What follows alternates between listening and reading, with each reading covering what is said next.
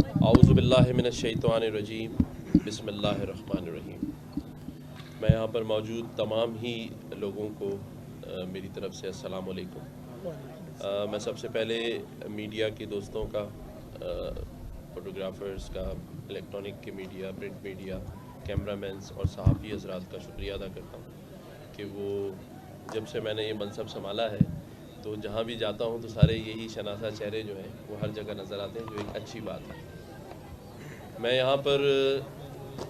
تعریف کا لفظ تو نہیں کہوں گا، لیکن میں اس سے تھوڑا سا آگے بڑھ کے یہ ضرور کہوں گا کہ پاکستان میں جس چیز کی سب سے زیادہ کمی دیکھی گئی ہے اس دور میں اور پچھلے دور میں، وہ یہ کہ پاکستان کو اور خاص طور پہ کراچی کو کوئی اون نہیں کرتا۔ تو اس کو جس طرح سے اصلاح بھائی نے اون کیا ہے اور اس کام کو اسپورٹ سے ہٹ کر میں سمجھتا ہوں کہ ایک عبادت سمجھ کر، ایک فرض سمجھ کر اور پاکستان کی خدمت سمجھ کر جو یہ کر رہے ہیں، میری دعا ہے کہ اللہ تعالیٰ ان کو اس میں اور ترقی دے اور ان کے جو خیالات ہیں وہ اسی طرح سے لوگوں کو جوڑتے رہیں، اسپورٹس ایکٹیویٹیز کرتے رہیں، کیونکہ اگر یہ سب نہیں ہوگا تو آج جس طرف معاشرہ جا رہا ہے وہ آپ سب کے سامنے ہے۔ اگر اسپورٹس کی ایکٹیویٹیز نہیں ہوں گی تو آنے والی جو نسل ہے وہ اس طرف جو کہتے ہیں نا کہ کوئی نشے کا عادی ہو رہا ہے، کوئی جس طرف اللہ نہ کرے ہماری نئی نسل جا رہی ہے، تو اس میں جو سب سے بڑی رکاوٹ کھڑی ہم کر سکتے ہیں وہ ہے اسپورٹس ایکٹیویٹی۔ تو جس کا اصلاح بھائی نے بیڑا اٹھایا ہے، اللہ تعالیٰ ان کو کامیاب کرے۔ اور آج میں جہاں کھڑا ہوں، جس جگہ پہ میں آپ سے بات کر رہا ہوں، تو مجھے آج جس شخص کی سب سے زیادہ یاد آ رہی ہے وہ ہے ڈاکٹر محمد علی شاہ۔ آپ یقین کریں میں وہ خوش نصیب ہوں جن سے ڈاکٹر محمد علی شاہ کا بہت دیرینہ تعلق، انہوں نے ہمیشہ مجھے اپنے چھوٹے بھائی کی طرح، ایک دوست کی طرح شفقت دی، اور ایک طویل عرصہ ہم نے ان کے ساتھ ان کی گھر میں جو بھی وہ مینگو پارٹیز ہوتی تھیں یا اسپورٹس کی ایکٹیویٹی ہو، کرکٹ کی ہو، مجھے یہ بھی اعزاز حاصل ہے کہ میں نے ان کے ساتھ ایک میچ بھی کھیلا جو میری کمپنی ہے ٹسوری ورسز شاہ صاحب کا ایو کلینک، میچز بھی ہم نے کھیلے۔ بیشتر دفعہ میں ان کے پاس لنچ پر مینگو دعوت پہ پارٹیز میں گیا ہوں، اور کئی دفعہ وہ میرے یہاں بھی آئے۔ اور ہمارے ایک مشترکہ دوست جن کا مجھے یہاں آج ذکر یاد کرنا ضروری ہے، حکیم ناصر صاحب، تو وہ ہمارے درمیان دونوں کے برج بھی ہوتے تھے کہ وہ جب ان کی طرف جانا ہے تو حکیم صاحب کا فون آتا تھا، یا میری طرف آنا ہے تو حکیم صاحب۔ تو شاہ صاحب کے ساتھ اور ان کی فیملی کے ساتھ میرا تعلق بہت پرانا ہے، اور اسپورٹس کے لیے جو شاہ صاحب کی اور ان کی فیملی کی خدمات ہیں وہ کسی سے ڈھکی چھپی نہیں ہے۔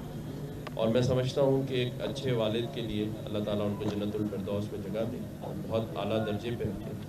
وہ آج خوش ہوتے ہوں گے کہ ان کے کیے ہوئے کام کو ان کی اولاد نے آگے بڑھایا ہے، اور اچھے طریقے سے اور احسن طریقے سے۔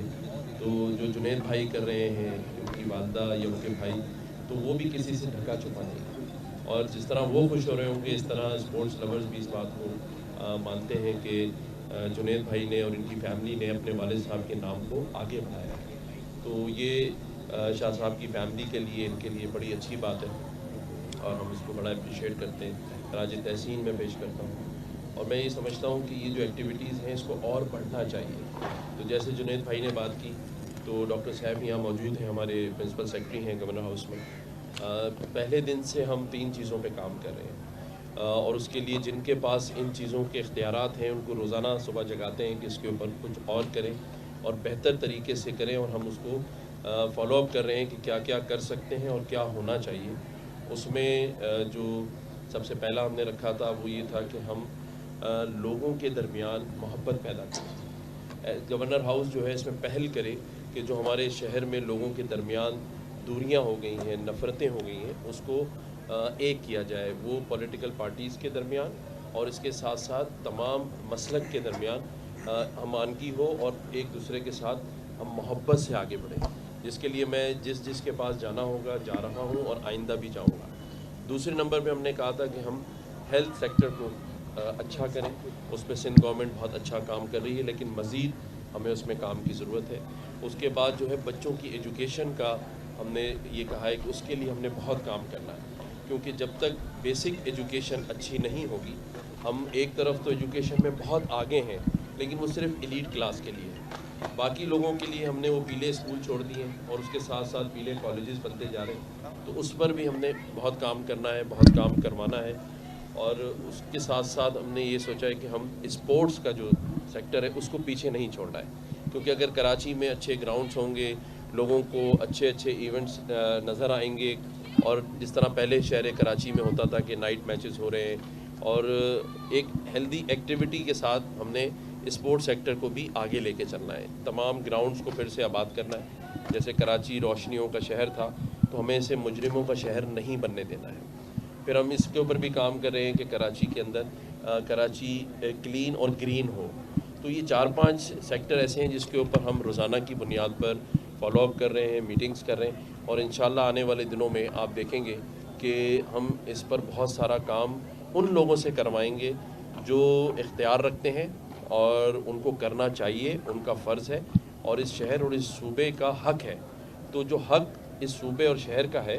वो उन लोगों के साथ हम गवर्नर हाउस बतौर एक ब्रिज का किरदार अदा करते हुए लोगों के दरमियान एक हम आहंगी लाते हुए, क्योंकि मैं ये समझता हूँ कि अगर सूबे में एक चीफ़ मिनिस्टर है, चीफ़ एग्जीक्यूटिव है, तो उससे गवर्नर हाउस के गवर्नर के ताल्लुकात बहुत अच्छे होने चाहिए, और वो इसलिए होने चाहिए कि हमें मिलजुल कर इस सूबे की बेहतरी के लिए, इस शहर की बेहतरी के लिए, क्योंकि ये शहर तरक्की करता है तो सूबा तरक्की करेगा और मुल्क तरक्की करेगा। तो आज हमें जिस चीज़ की सबसे ज़्यादा ज़रूरत है वो ये है कि हम पाकिस्तान को ओन करें,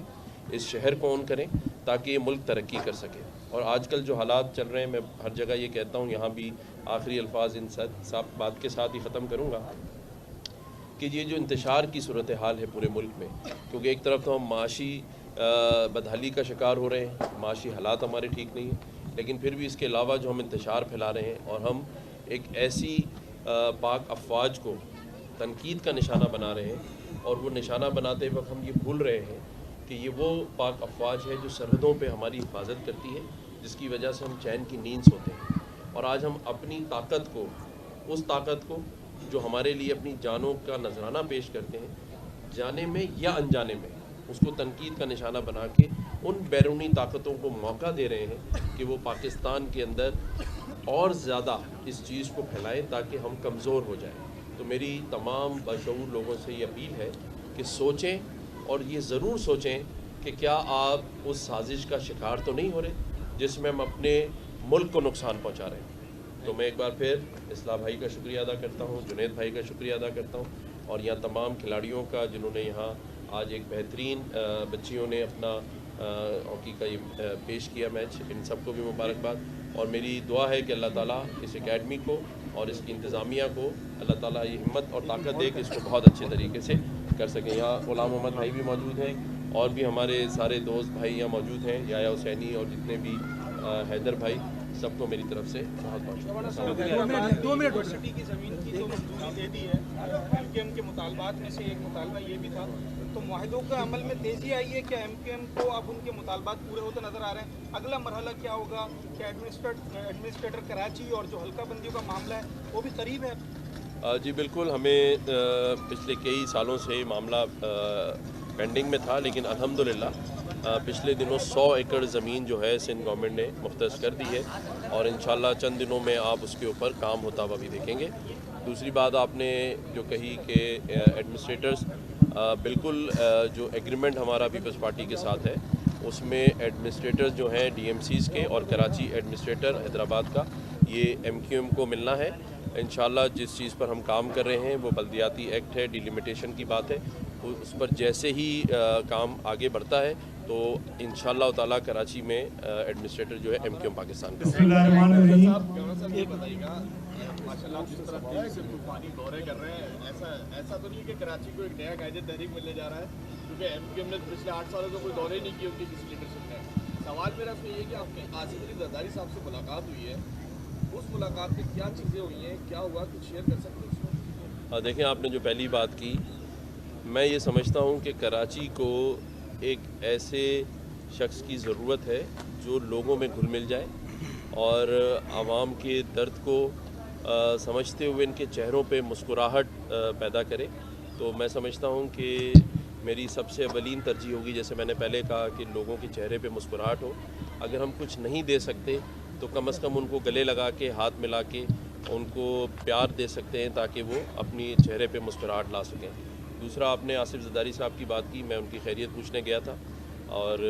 उनके साथ यही बात हुई कि इस सूबे में हम कैसे अमन और जो यहाँ के लोगों के मसाइल हैं उसको कैसे हल कर सकते हैं, और उन्होंने ये कहा कि हम सब मिलजुल कर इस मसले को हल करें। आप सोशल एक्टिविटी तो कर रहे हैं, क्या पॉलिटिकल एक्टिविटी करेंगे जिसमें चाहे वो घुलने मिलने की आप बात करें, पीएसपी के दफ्तर जाएंगे या फिर उनके लोगों से मिलेंगे, तहरीक इंसाफ के लोगों से मिलेंगे, घुलने मिलने की जहाँ तक बात है? देखिए, मैं बहैसियत वफाक के नुमाइंदे के सियासत मेरा काम नहीं है। मैं एज़ गवर्नर लोगों के दरमियान सिर्फ मोहब्बत का पैगाम पहुंचा सकता हूँ। बाकी सियासत सियासी जमातों का काम है और वो अच्छे तरीके से जानते हैं। स्पोर्ट्स की तकरीब है, स्पोर्ट्स के बारे में एक सवाल, स्पोर्ट्स से रिलेटेड सवाल ये है कि ज़ाहिर है कि आप हॉकी के ग्राउंड में मौजूद हैं। पाकिस्तान ने 11 साल के बाद अजलान शाह में जो है विक्ट्री मेडल के ऊपर गए हैं, विक्ट्री ली है, सिल्वर ब्रॉन्ज मेडल जीता है,